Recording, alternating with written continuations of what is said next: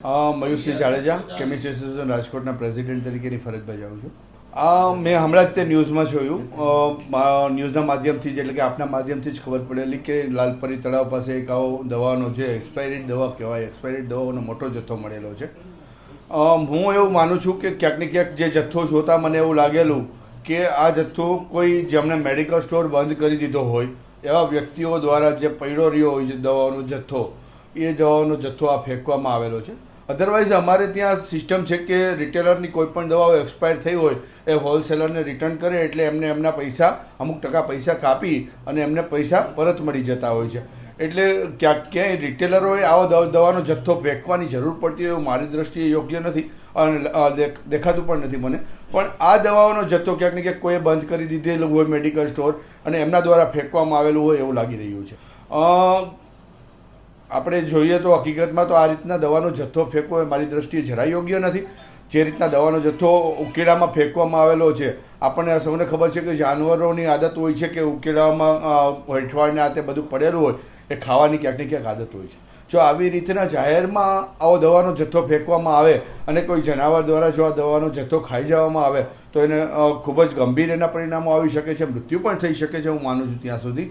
તો આ મારી દ્રષ્ટિએ જરાય યોગ્ય નથી. ખૂબ જ ખરાબ કૃત્ય કરવામાં આવેલું, જેના પણ દ્વારા કરવામાં આવેલું છે, ખૂબ જ ખરાબ કૃત્ય કરવામાં આવેલું છે અને ગવર્મેન્ટે અને ફૂડ એન્ડ ડ્રગ ડિપાર્ટમેન્ટે આમાં ખાસ કરીને પગલાં લેવા જોઈએ. આરોગ્યને તો નુકસાની છે જ તે, પણ ક્યાંક ને ક્યાંક પરિસ્થિતિઓ પણ ગંભીર થઈ શકે છે અને જો આવું જાતું કરવામાં આવે તો ક્યાંક ને ક્યાંક આવી આદતો લોકોને પડતી રહેશે. તો હું માનું છું કે ગવર્મેન્ટે આમાં પૂરી તપાસ કરવી જોઈએ કોના દ્વારા આ જથ્થો ફેંકવામાં આવેલો છે. એ જથ્થો જેના દ્વારા ફેંકવામાં આવેલો હોય એના વિરુદ્ધમાં કાયદાકીય પગલાં લેવા જોઈએ. જેને પણ ગુનો કરેલો છે એ ગુનેગાર ઉપર એક્શન લેવા જોઈએ. મેડિકલ સ્ટોરવાળાને હું એટલું જ કહીશ કે દવાઓનો જથ્થો, એક્સપાયર્ડ દવાઓનો જથ્થો ક્યારેય બહાર ન ફેંકવો જોઈએ. હું જથ્થો તો બહુ દૂરની વાત રહી, પણ એક્સપાયરી દવાની એક સ્ટ્રીપ પણ બહાર ન ફેંકવી જોઈએ. જે આપણી ચેનલ છે કે રિટેલર દ્વારા જો એક્સપાયર દવા થાય તો હોલસેલરને મોકલવામાં આવે, હોલસેલર પાસે એક્સપાયર દવા હોય કંપનીને મોકલવામાં આવે અને કંપની દ્વારા આ દવાઓના જથ્થાને ડિસ્ટ્રોય કરવામાં આવતો હોય છે. એ એક આખી પ્રોસિજર છે અને એ પ્રોસિજરને જ ફોલોઅપ કરવું જોઈએ.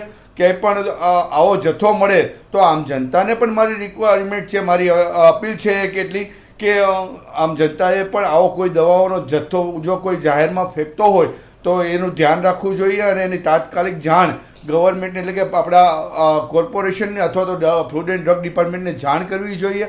જો એનો કોન્ટેક્ટ ન હોય તો ઓલવેઝ અમે કહીએ છીએ કે જ્યાં પણ મેડિસિનને લગતી હોય કે ફાર્માને લગતી કાંઈ પણ તકલીફ હોય તો એસોસિએશન હંમેશા અમારું જાગૃત છે. અમને જાણ કરો જેથી કરીને અમે આવા વ્યક્તિ વિરુદ્ધમાં એક્શન લઈ શકીએ.